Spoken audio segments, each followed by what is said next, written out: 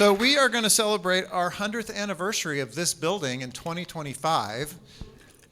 We often wonder why things don't work 50% of the time. It's because the building, we're having some troubles with it, but we're working on it and keeping it going. The staff's doing a great job with that. This place has not always been a hub for culture in our city. I was talking earlier with some folks about how the music hall in Fair Park has not been welcoming and has not been a place for people to have a cultural gathering. So we're aiming to change that, and I think we're just getting started. There's a lot to do. We adopted in 2017 a new strategic plan that had equity, diversity, inclusion, and access as one of 5 pillars of our organization. And it's one of those strategic plans that doesn't just sit there on the shelf and make dust, gather dust like most of them do. We look at that thing all the time to make sure that we're doing what we said we're going to do. We try to hold ourselves accountable to the goals that we set up, and this is EDIA became a priority for us pretty quickly. So this installation that we have here behind me of black artistry from in and around our neighborhood. And tonight we're joined by the phenomenal artists who created all this work that you see behind me here.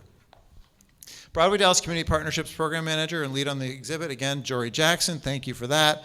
And I will invite Jory to come up and introduce folks in just a couple of minutes. But before she does that, I want to introduce somebody else who I just met 5 minutes ago, Samantha Guzman.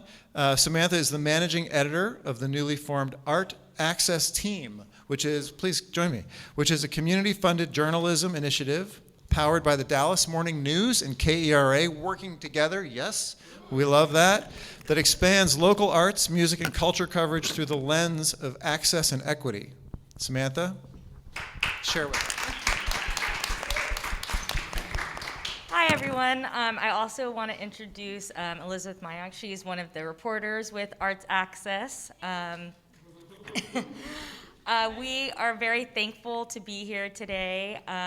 What Arts Access is, our mission is we're really trying to expand the arts, music, and culture coverage of KRA and the Dallas Morning News and have it be truly reflective of the complexity that is North Texas.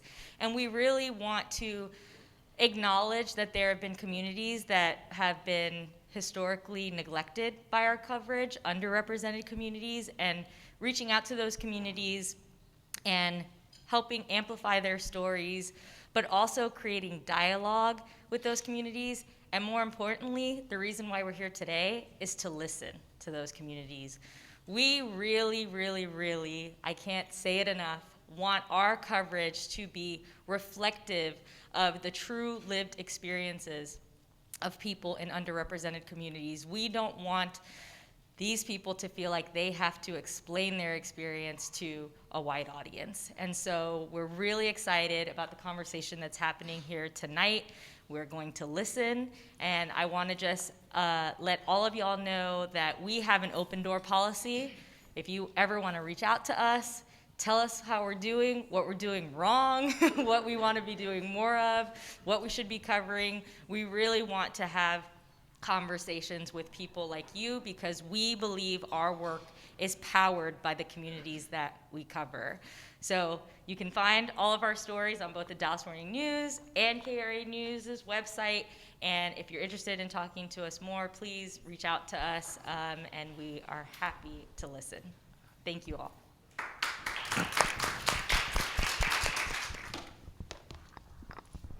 Good afternoon.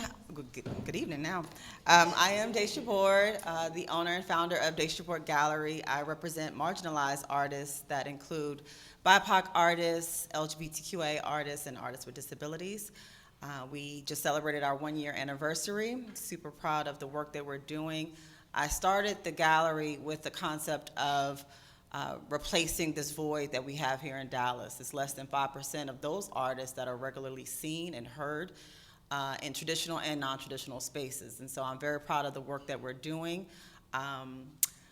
We can begin with one of my multidisciplinary artists here, Jennifer Monet Crowley. Really proud of all of the work that Jennifer has done. I will go over just a brief bio of each of these phenomenal ladies here.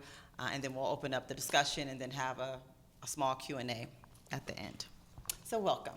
Oh, excuse me. First, before we begin, I do want to pay respect and homage to the land that we are on. This is indigenous and ancestral land. And so if we can take a moment of silence and appreciation for our indigenous brothers and sisters.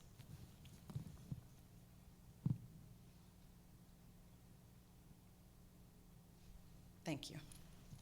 Okay, Jennifer Monet Crowley. Yes. So, Jennifer Monet Crowley, she is a multidisciplinary artist based here in Dallas, Texas. She has been painting and drawing since the age of 5. Her talent was recognized at an early age through her artwork collected by her parents and grandparents. In high school, she studied fashion design and commercial art. Upon entering college, she focused on architectural design, but her love for art prevailed. She graduated with a Bachelor of Arts degree in Art and Art Performance from the University of Texas at Dallas. Jennifer works in a variety of mediums: colored pencils, pastels, gouache, acrylic, watercolor, and collages. Jennifer also designs and paints wearable art. In addition to being an artist, she is a curator as well. While employed as a curator at the Dallas African American Museum at Fair Park, right across the parking lot, Jennifer curated several groundbreaking art exhibitions. Sumitra Goodson, an attorney and advocate for the arts, has remarked that Jennifer's curating concepts are groundbreaking and rival some of the best in the world. Overall, Jennifer is an artist whose versatility and skills empower her to create distinctive works and concepts that give her a unique style and voice that is all her own. Welcome, Jennifer Monet Crowley. Thank you. Next, we have Nitashia Johnson, a Nigerian-American multimedia artist and educator from Dallas, Texas, who truly has a passion for creating. She attended Booker T. Washington High School for the Performing and Visual Arts from 2004 to 2008. She became an alumni of Texas Women's University in 2012 and the Rhode Island School of Design in 2015. One of her latest projects is The Beauty of South Dallas. It's a project that captures the rapid changes of a historical neighborhood due to socio-economic shifts, creating a document of South Dallas for future residents, visionaries, and developers. She uses her photography and design skills to make a difference in the world. She has been featured in the Dallas Morning News, D Magazine, and the New York Times. Please welcome NJ, Nitashia Johnson. Next, we have Inyang Essien. She is also a Nigerian-American photographer, cinematographer, and a visual artist from Dallas, Texas. Her work is based in photography, cultural textiles, video installations, and generative art to explore the identity through culture, sexuality, and personal transformation. In 2021, she was a recipient of the inaugural cohort of the Juanita J. Craft House Residency.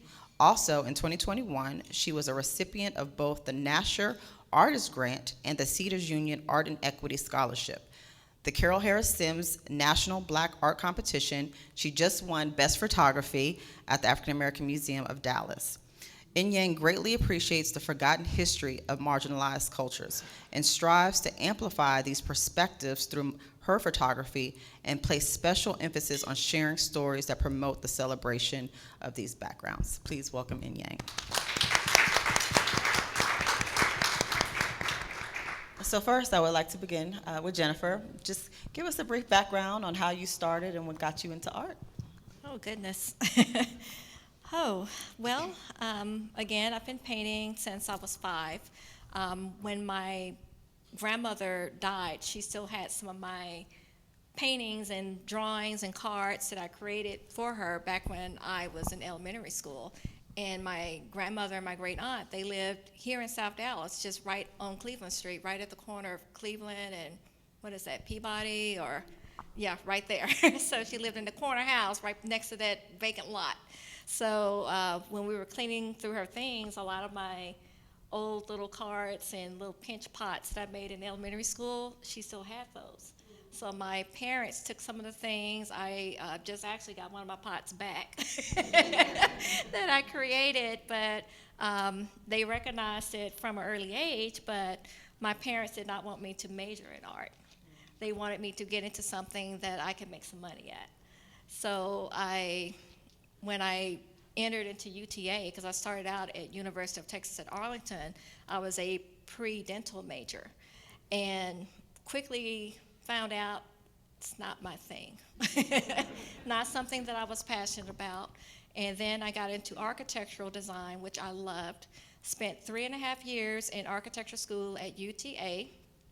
And after 3.5 years, I changed my major again because I decided I wanted to live and not just exist.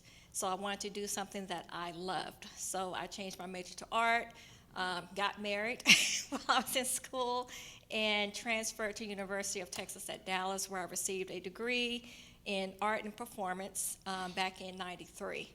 And I have never been happier.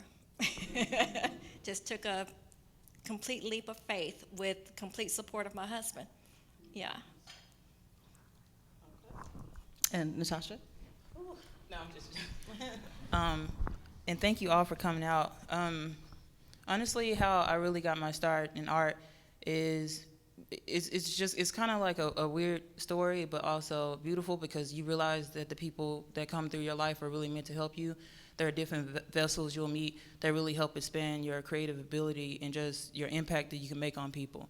But I've lived all over Dallas.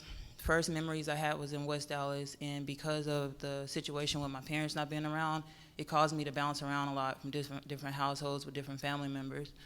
But when I was in West Dallas, it was particular points in time in my life where my mom would come back and pick us up to take us out.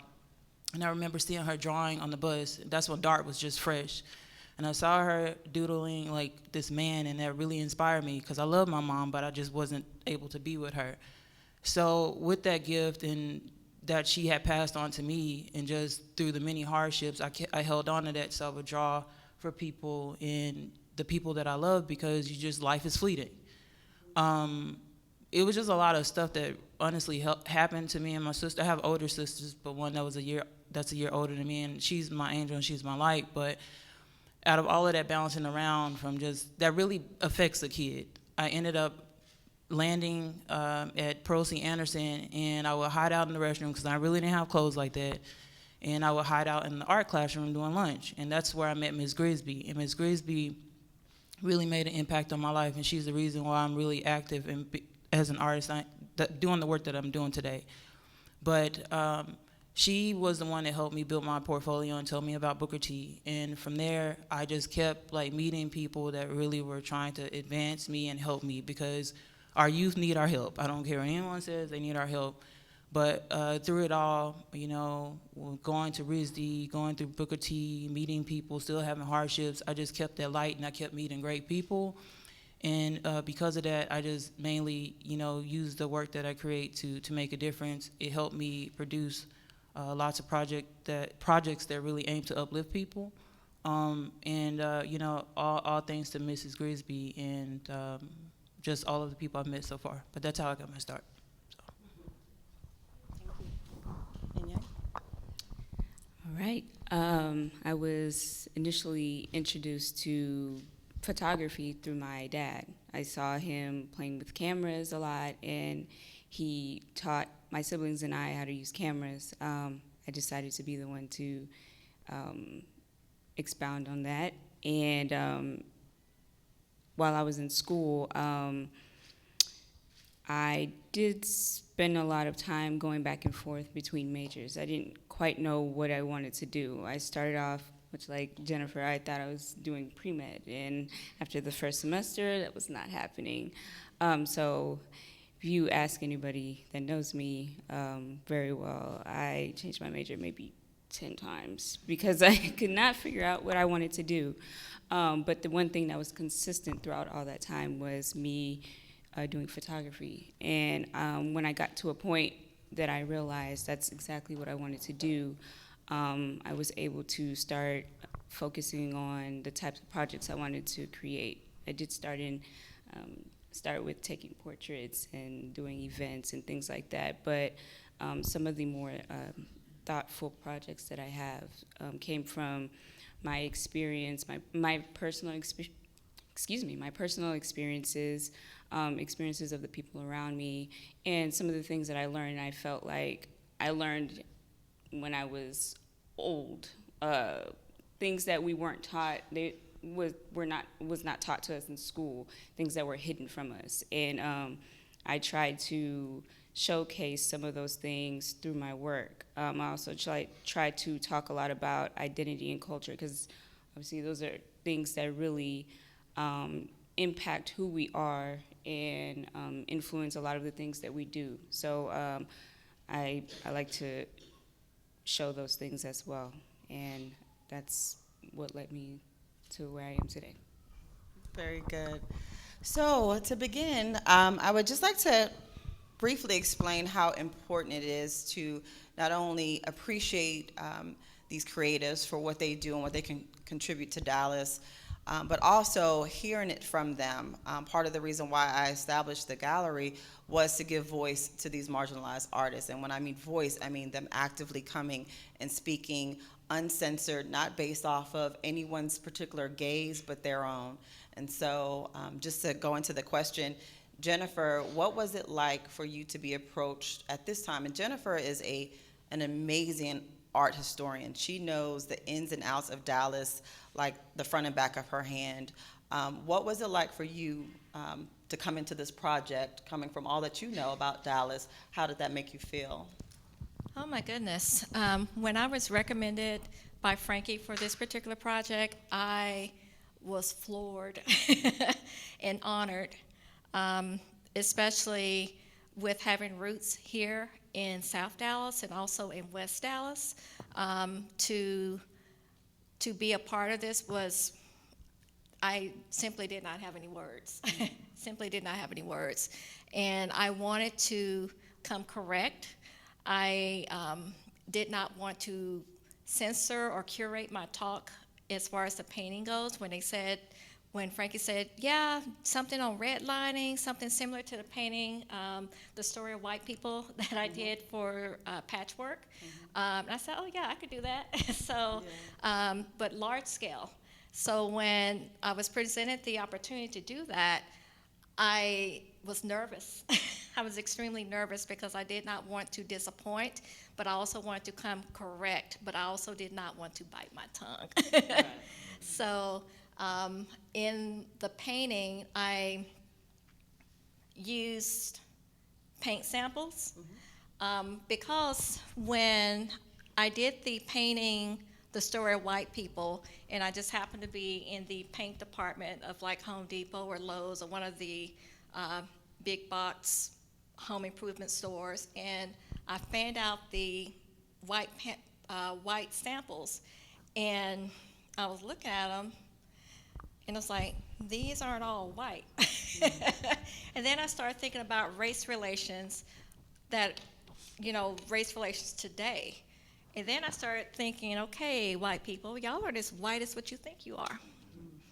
Because if you look at all the different shades of white, some of them are pink, some of them are beige, some of them are green, some of them are lavender, and they have interesting titles, interesting names, like Fairweather White, Mayfair White, Innocent White, Pure White, Brilliant White.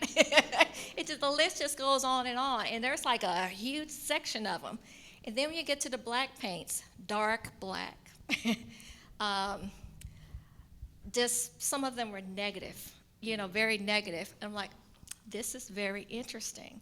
So in the Story of White People painting, I did not put the black paint cards in it, but I put them in this one.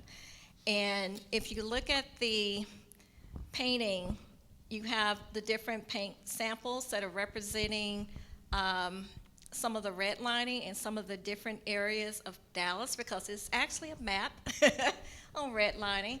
And I also added the one drop for the one drop rule, because we all know that during Jim Crow that you could pass if you were lighter than that paper bag.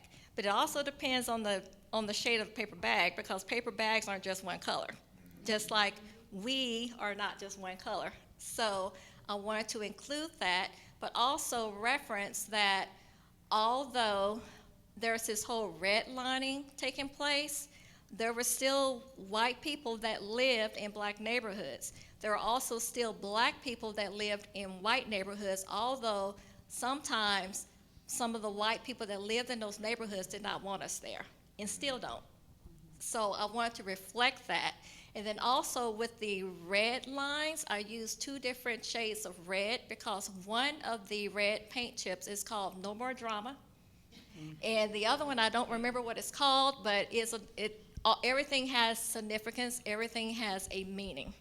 So all of those different shades that you see up there, they're all white. They're just all different shades of white, although it doesn't look like it, but when they're all together, you can see all the different variations. So I wanted to show that, where you can see the white lines, but those are all different shades of white, with the exception of black, which are different shades of black, because again, we're not just one color, including white people. They're not just one color. And there's some black in there somewhere, believe it or not. Even if you don't want to believe it, it's there. Facts. Natasha? Okay, so how I came into this body of work, the beauty of South Dallas, first of all, I have to thank the amazing people at the South Dallas Cultural Center, John, just everyone, all of the residents that I came across, because it was more so this idea of documenting the spaces, just the land, knowing that we see these changes happening. And similar to many of the black and brown communities around the United States, we see how history has repeated itself. It also kind of makes me think about, the bombing of Black Wall Street and how that has really had a huge impact on our community mentally. But with this project, just the goal was to more so just document the area, but I feel like in history so often, especially thinking about the Crown Act, for example, how so many parts of our identity is either smothered, suppressed to the point where it is hard to find that information collectively, all together. Because when you know your history, you can truly understand your identity and you can grow mental unity to expand and grow together. It's important. Our history is very important for our survival. But with this project, it was just great going out into the community, meeting Mr. Johnson, Mr. Hunt, and his wife, she's amazing. And not only hearing what they feel and had to say about the community, but being able to experience and relive what I felt when I was younger. Because once again, I was going to Pro C, and it's important how the essence of the land can really change the spirit of someone. And I feel like it is so often where communities are shifted and people are pushed out, but it's like this need to push people out, whether it be for real estate or whatever, gentrification or just relocating people out of bad vibes, just not, it's evilness to me, I feel that really just working on this brought up a lot of emotions, because I love to read a lot about my history. I love to learn where our people are and how we can continue to grow. And some of the things I've learned have been so heartbreaking to where it almost makes me lose hope. But honestly, working on this, especially with the help of the Cultural Center, all of those people over there, it really gave me a sense of, we got this, we just have to stand together. I don't want anyone to be forgotten. It's important to document the people and their voices, to let the world know that they were here, because so often is our history covered and buried, and it's kind of wiped away like we have no value. So with this, I was just really happy to be able to create it and expand upon it past the residency, and just meet people that really help impact my life. So. Thank you. It was really important to just document and just really capture what the community members had to say. And that may seem like duh, but the stories that they shared are not things that I don't think they were able to really talk about before. And some of those things are also things that most people don't know about Dallas. I was quite surprised myself to hear some of the things that I had heard. And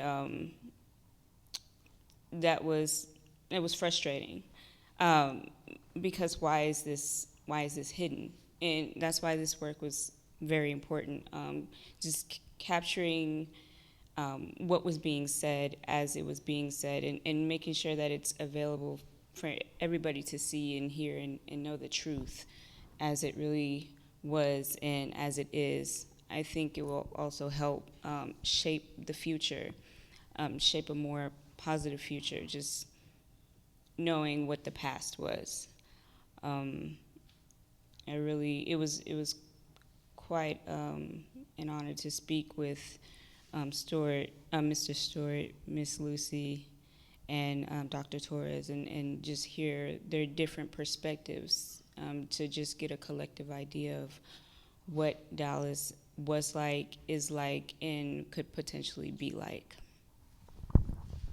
So what were some of the challenges that you all faced with each particular project? Jennifer, your art piece here, were there any challenges that you faced in creating the work, or being able to properly express this gentrification that is going on, not only in South Dallas, but other parts of Dallas, and what that looked like? Were there frustrating moments that you had when you were completing this? Because I'm sure it brought up a lot of memories for you. Oh, goodness, yes.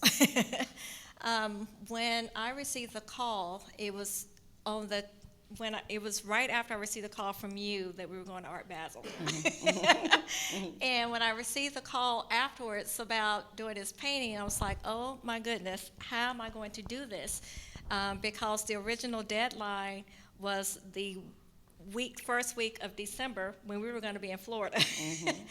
But I did not want to pass up on such a phenomenal opportunity. So I'm like, okay, I'm going to have to figure this out one way or the other. I got to make it work.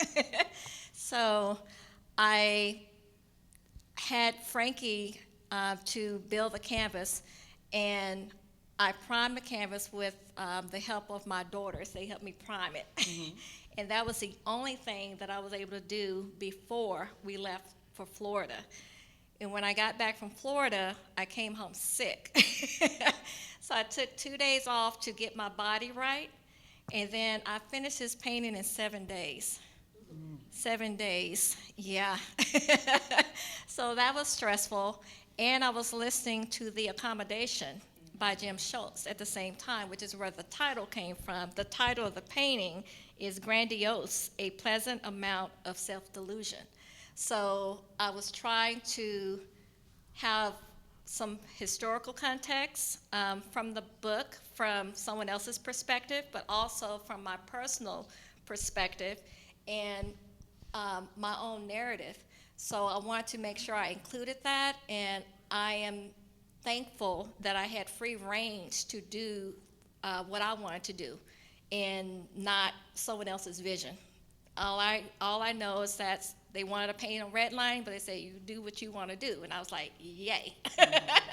I'm going to do just that. So, can you briefly describe the absolutely. piece? I know there's a portion over here where it's a condensed version of what this painting means, but a lot of times the artist's true narrative of the work is shortened. And so I wanted to give Jennifer an opportunity to really express how important and impactful this piece is, not only for now, but future generations to come when they see something like this. Yes. So again, the painting is called Grandiose, A Pleasant Amount of Self-Delusion.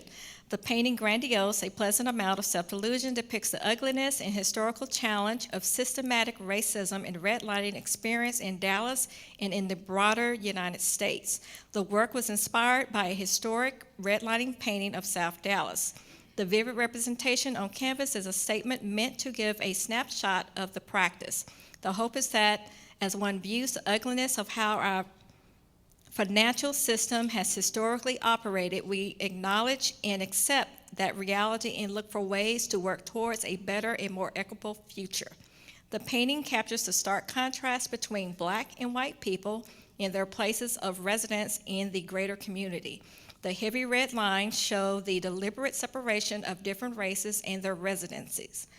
The paint sample cards and selection of paints used show varying tints of white, shades of black, and red. History teaches that there is nothing as a pure white or pure black person. That is delusion. The reflection beyond the question of how white is white, the single black dot is a nod to the one-drop rule that is a legal principle of racial classification in the United States with all the varying tints of white, even with the one-drop rule. White people, to the naked eye, are considered white even if they have black or other ethnicities in their makeup. The paper bag rule, there's one skin tone is compared to a paper bag was used to determine ethnicity. If one skin tone was lighter than a paper bag, they could pass for white. The title of the painting, Grandiose, A Pleasant Amount of Self-Delusion, is inspired by a quote from Jim Schultz's book, The Accommodation. Grandiose delusion speaks to the elevated impression some white persons may have of themselves.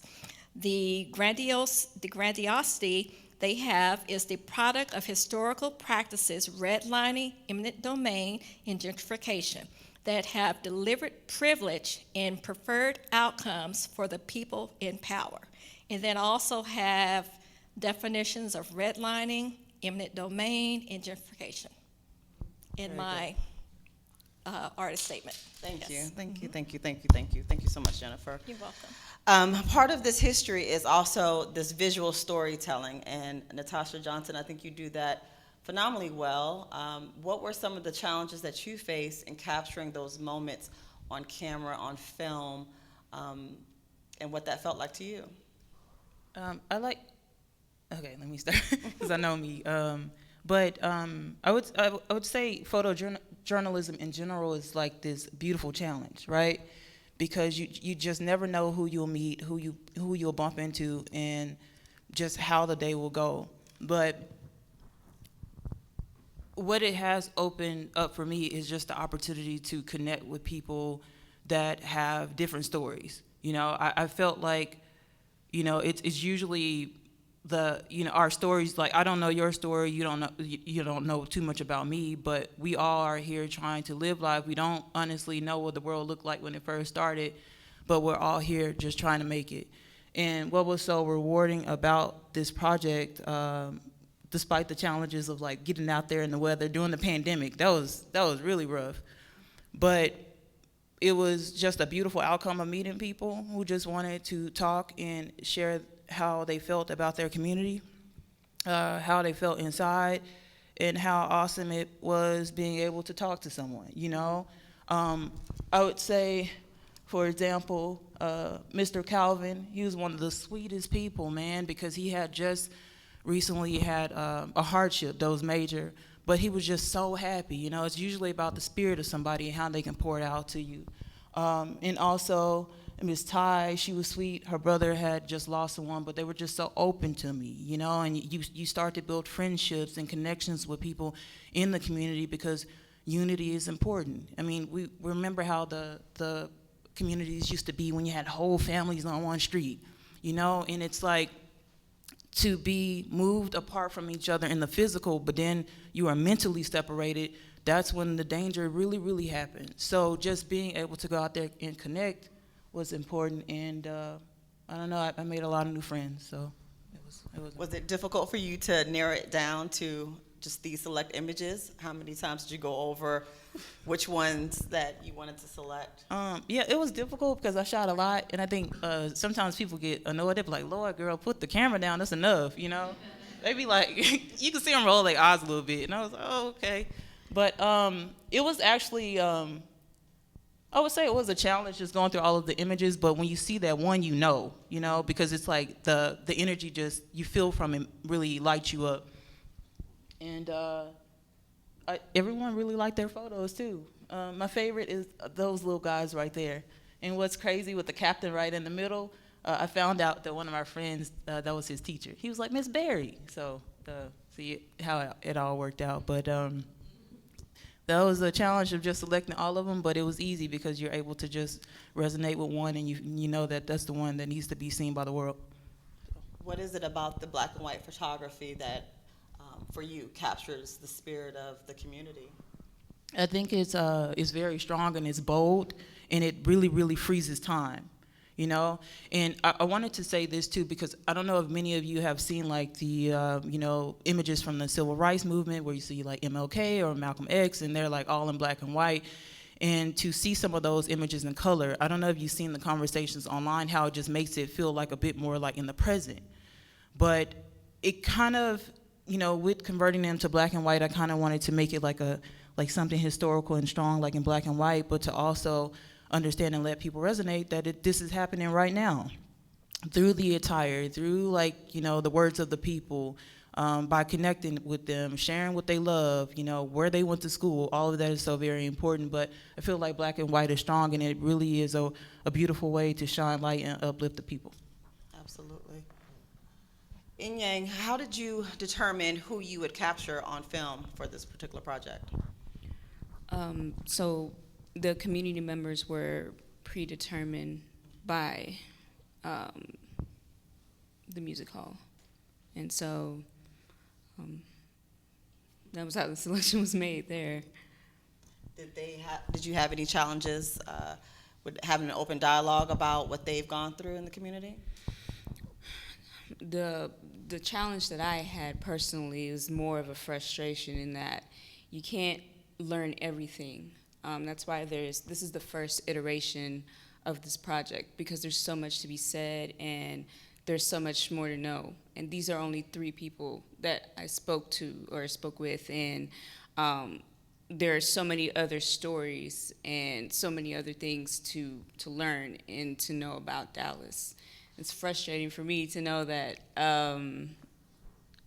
we can't get it all. And even just cutting it down to, 20 or 25 minutes, you know, of all of the footage that we captured, that was difficult because there's so much that they had to say that makes a difference.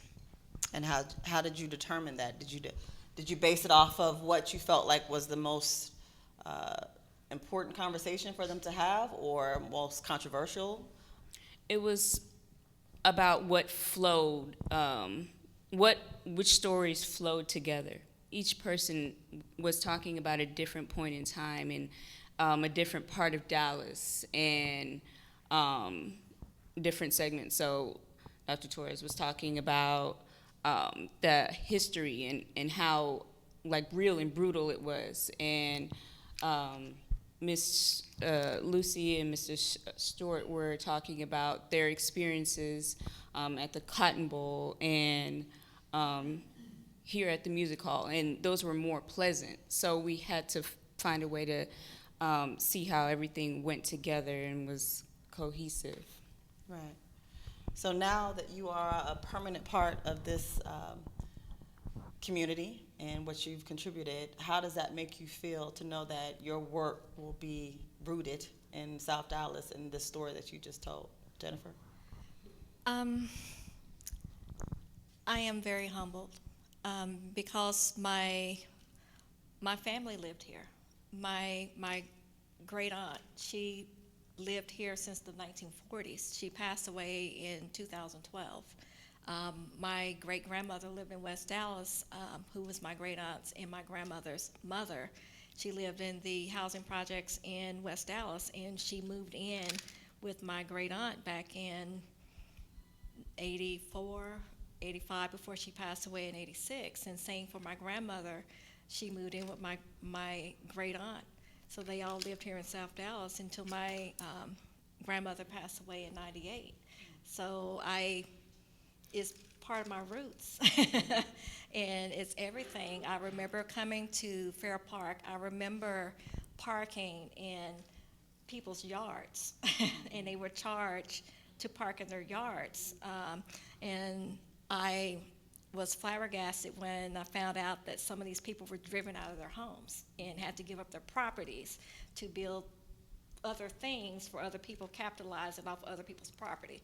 So I I just feel honored. I feel humbled to be a part of this and to come back to my roots. So, and to know that this is is part of the permanent collection and also part of this exhibit, it just means everything to me. Yeah, especially with me being a native Dallasite. So, yeah. Nitashia? You amazing. You really are. For real, for real. Thank you. Just knowing that, you know, and I know I mentioned like all of the bouncing around in some of those places. I know, but just being able to understand that, just knowing like what happened to me, right? But knowing that there is a young kid out there who will see the images, will see the videos, who will see your painting, and really understand the history, because it is so important to them. It's important that they understand, is what really brings me joy and peace. And I'll just say this because I'm just gonna be straight up honest, but I've been able to experience life and seen a lot of stuff that could have broke me. You know, it could have really, really broke me. But anywhere my people are, and if I'm alive and being able to snap that camera, document anything, I will make sure I will always shine a beautiful light on my people. Above all, I will always do that because I love my community. I think it's important, and our history needs to be told. So. Absolutely.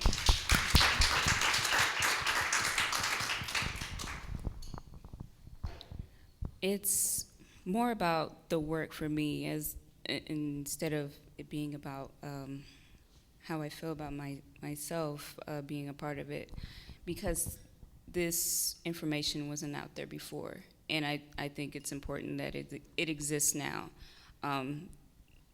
There are parts of history that we will never know about because it wasn't documented. We don't have those, oral stories passed down. But that changes with this part of history and just with the future iterations of this project. So I think that's the part that really resonates with me and is important in knowing that that's there. It's like a yay. So. Yes, thank you. Are we on time? I'm not sure. We're good? Okay. One last question. With all of the controversy now with the erasure of critical race theory in the classrooms, African studies, and the secondary educational institutions, what are your thoughts on that now that you have a physical piece where you not only have your art and your photography and your videography, your films?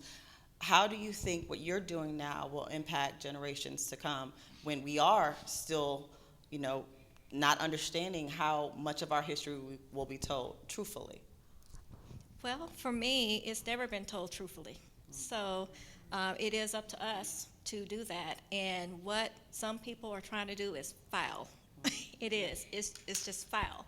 And me, myself, I'm going to do my darndest. I was going to say something else, but I'm going to do my darndest to continue to speak my truth and the truth of my people. And I'm going to document that in my work, in my words, in my actions. I'm not going to sugarcoat it. I'm going to call people in, not necessarily call people out, because when you call people in, you're automatically going to be confronted. They're going to feel some kind of way, and they're already going to, that attitude is going to go on alert, like, oh, I'm being confronted, so there's going to be automatic attitude. But when you call someone in with love, they can't do anything but reflect and sit with it. So that's going to be one thing that I'm going to do, and I can't remember the lady's name. Her name is Loretta. Babe, what's her last name? But she has a TED Talk. Okay. Yes. Loretta with the TED Talk.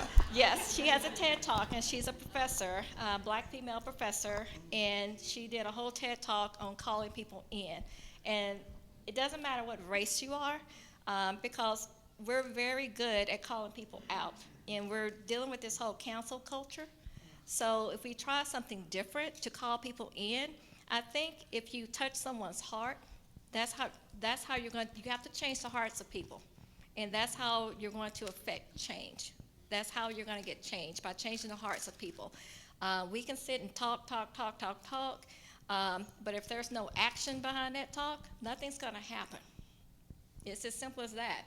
Nothing's going to happen if there's no action behind it. You can talk all you want, but there has to be some action behind that talk. Absolutely. Absolutely. Natasha? Well, could you say that one more time, the question, because I get all scared. I'm sorry. No, I was so deep. Okay, so. What were your thoughts on critical race theory being eliminated, certain parts of our history being removed from textbooks, and now your contribution here in a physical space? How? Okay. I'm about to go. No, I'm about to go in.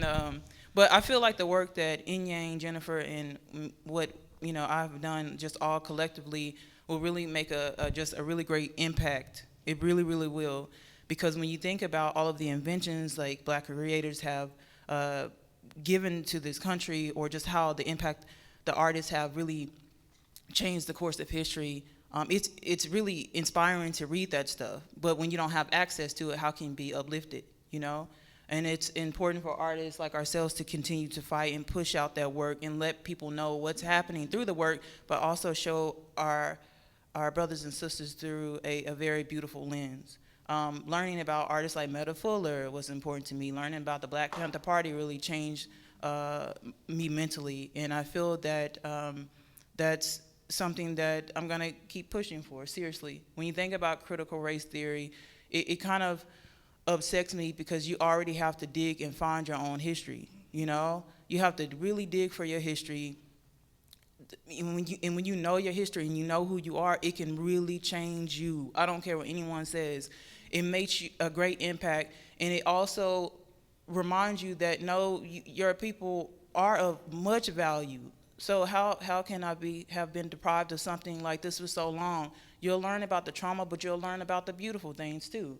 And I feel like I actually shot a story with a principal, and I was documenting these kids for 3 days, and they were out in the heat, but they were fighting for their principal.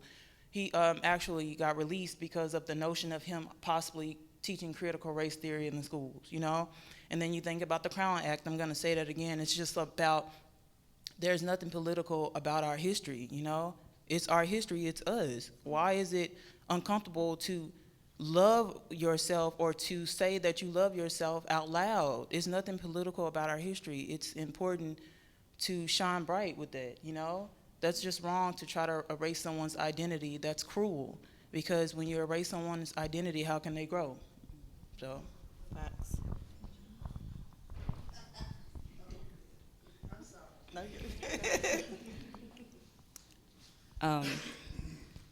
Again, frustration. I think our culture has always been, or people have always tried to stifle our greatness and our history in some way, form, or fashion. But there's always at least a handful of people that are looking for that history, and they're digging. And I think when you have the work and that exists, it's going to be found. So this work here is evidence that, the history exists, the culture exists. And that's how I started doing the type of work that I do. I wanted answers. Things didn't make sense to me, or I wanted to know more about maybe something that I heard a little bit about. And I think that's always going to happen. So they can try to suppress all the information that they like. It's always going to resurface and come out in the open. Thank you. Yes. And y'all both got some beautiful work too, just letting you know. It's really amazing, so yeah. So with all that you all have accomplished and achieved thus far, what are ways that you think inward, take care of yourself? I'm sure this was a very deeply rooted project where it brought up a lot of emotions and frustrations and fear. And how do you decompress after you do the work? Oh, goodness. My emotions were all over the place when I was creating that painting. I was angry. I was sad.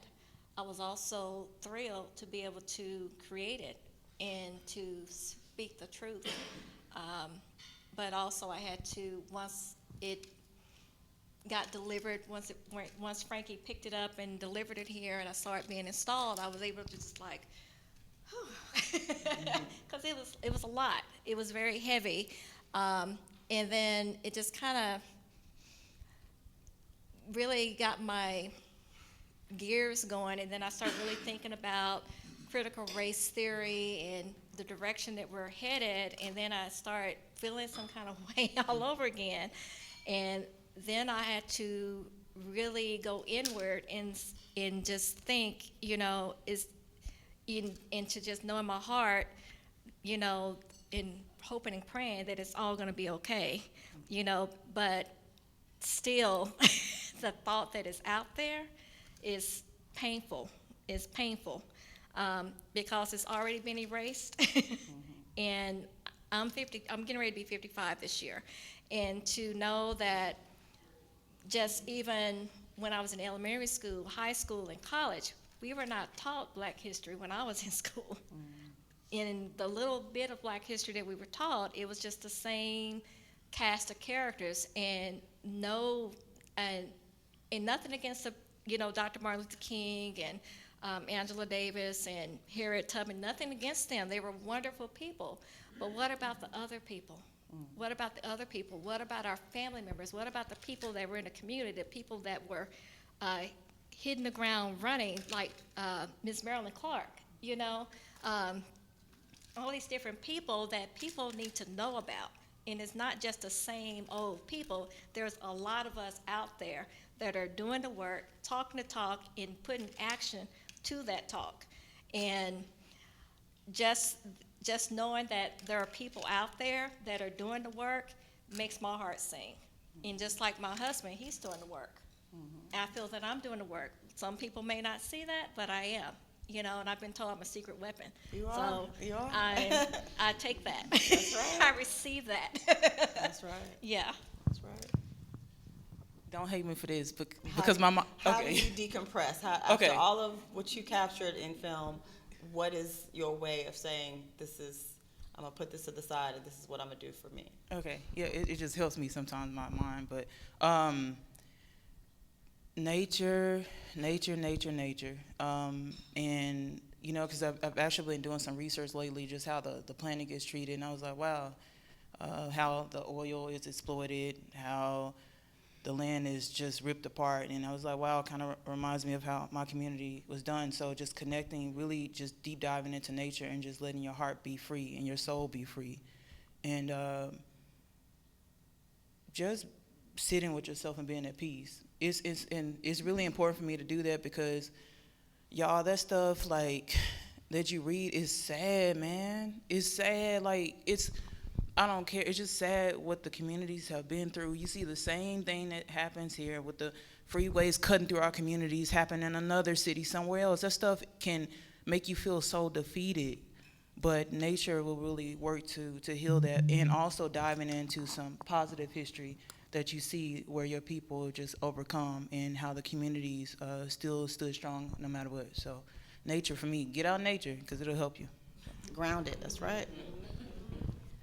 I personally don't think I took time to decompress. That might sound a little unhealthy. I think I've been upset ever since. And but what I have done with it is, I think it lit a fire under me and really pushed me to do more, look into more, find out what more I could learn and how I can make a difference. And not just through my work, but just as a human being. So probably should look into ways to decompress and not be so upset. But yeah, yep. Very good. Okay. Well, thank you, ladies, so much. I guess we can open the floor maybe to a few questions, if that's okay. Anyone?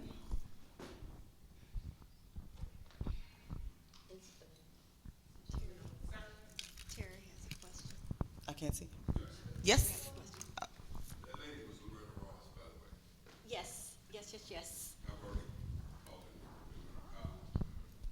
Thank you for what you've done. A long time ago, my grandmother's raised me, including my friends Marilyn Clark as well.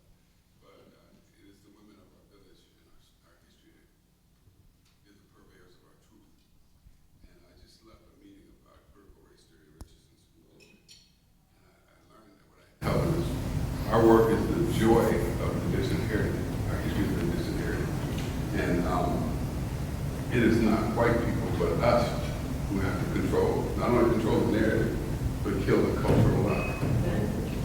All right, we don't have to wait on them. I was explaining to a young kid that Kanye doesn't need Adidas, he needs that grandma on the back porch, because whenever the police were looking for some folks, we knew where they did.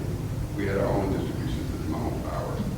So my question to the panel, and thank you ladies for your work, thank you to continue to do that, because it's an amazing presence to see young people telling my grandmother's stories, because most of the young men are into telling the truth. How do we assist in the restoration and create a new mindset that not is just current, but will exist in 2050, 2090, 3010? How do we do this as people who see your work, know your struggle, deal with the strength that got you to where your success was? How do we get this into our community so we are the soldiers that preserve the work and restore the truth?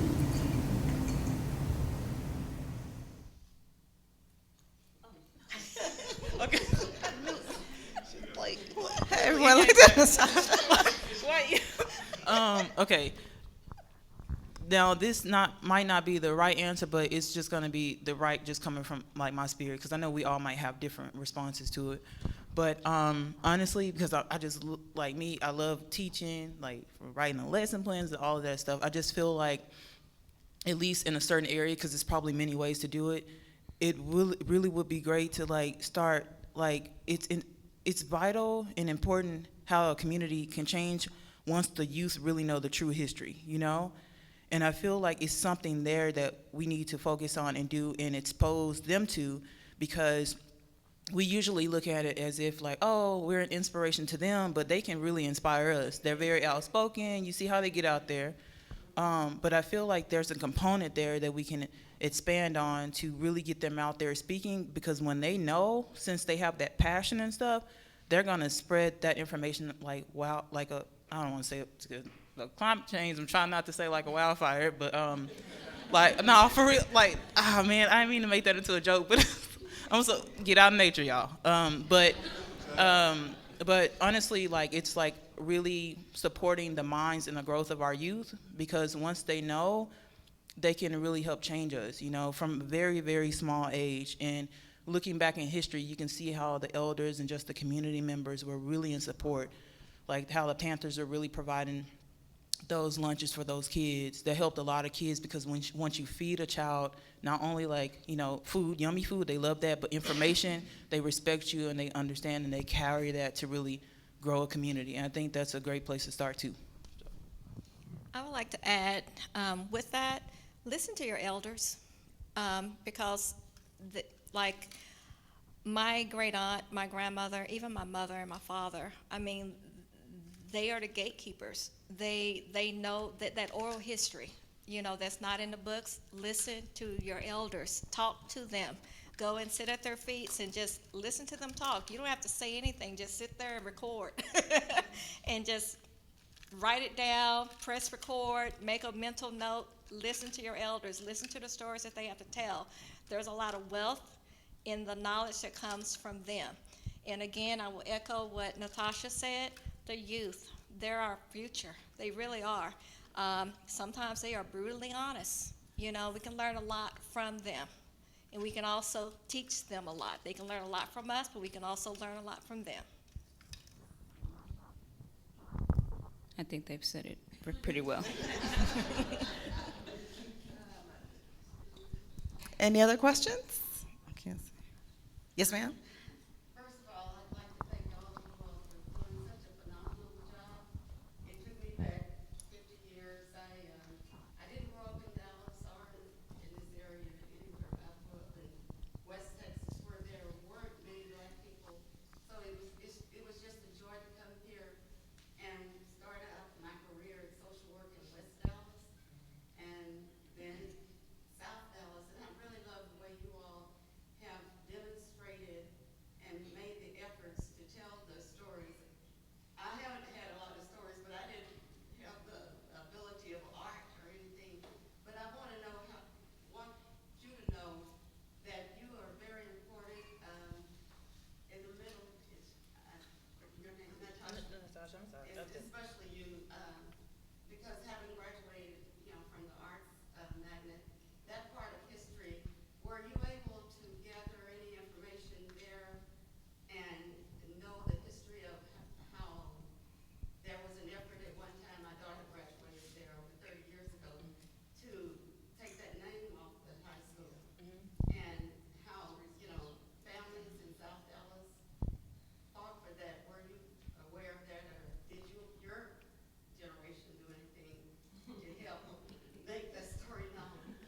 I did hear about that.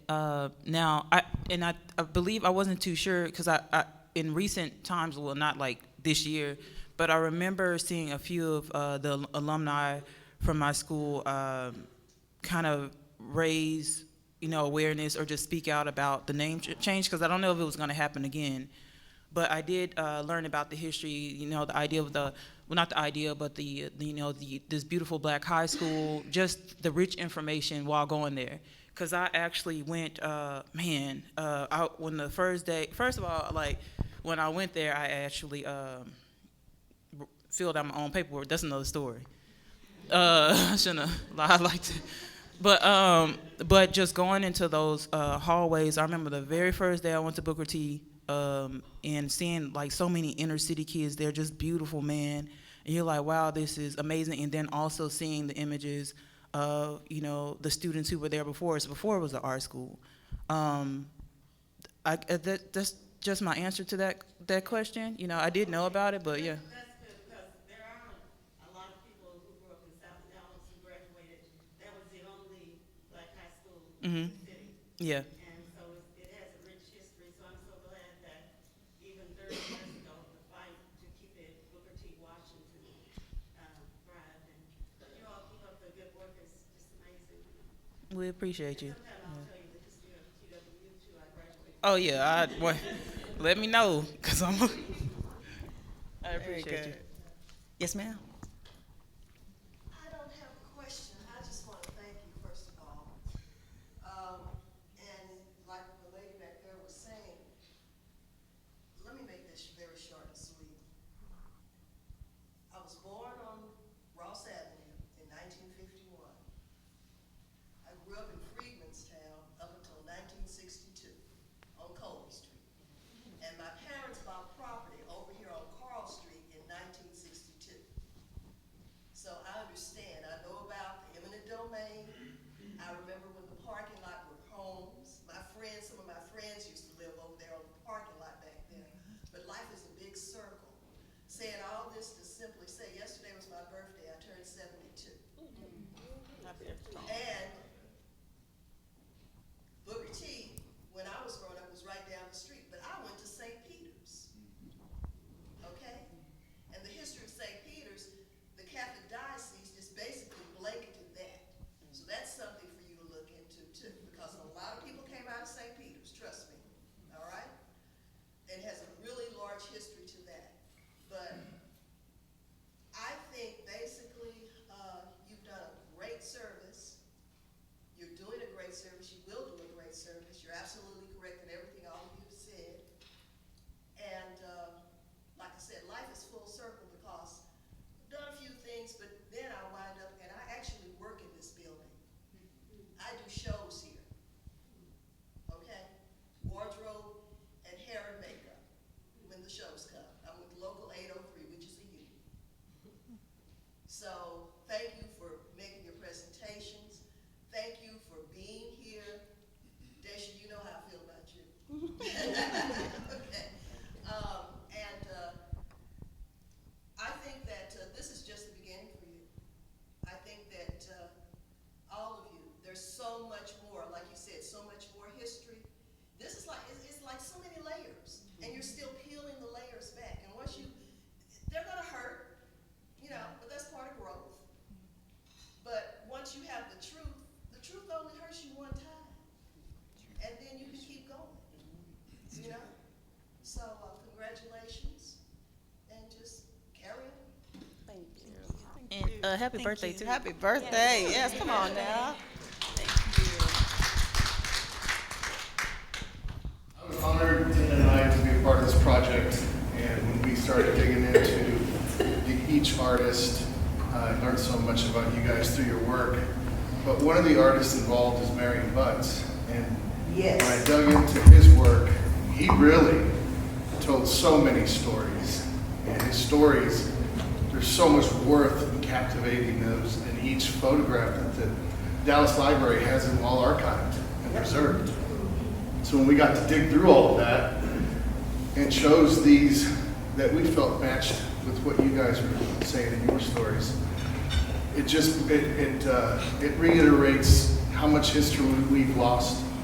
And in my own research of wanting to know my own city, a lot of his imagery brought back some of the things that I knew that happened in the city that many young people don't know never happened.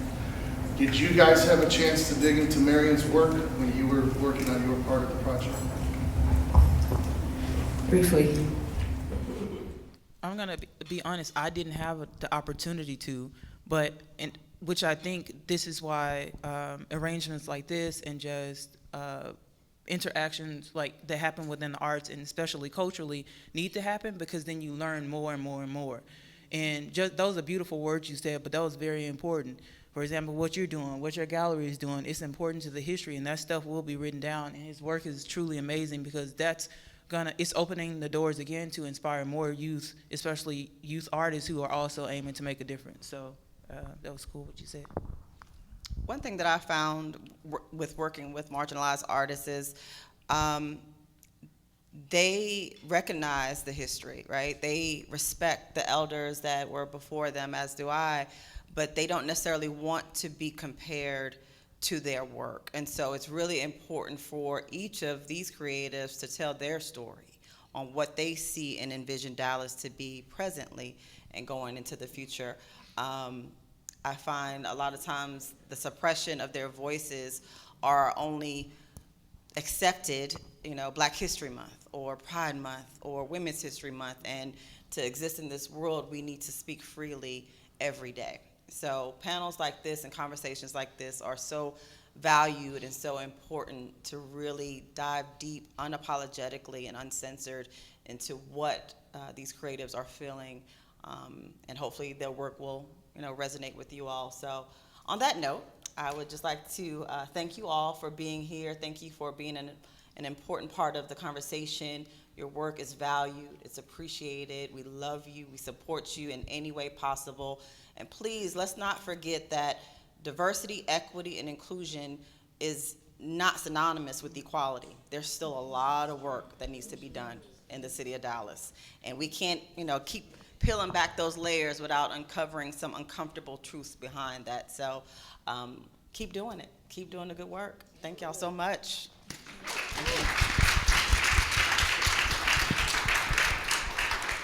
We can say happy birthday.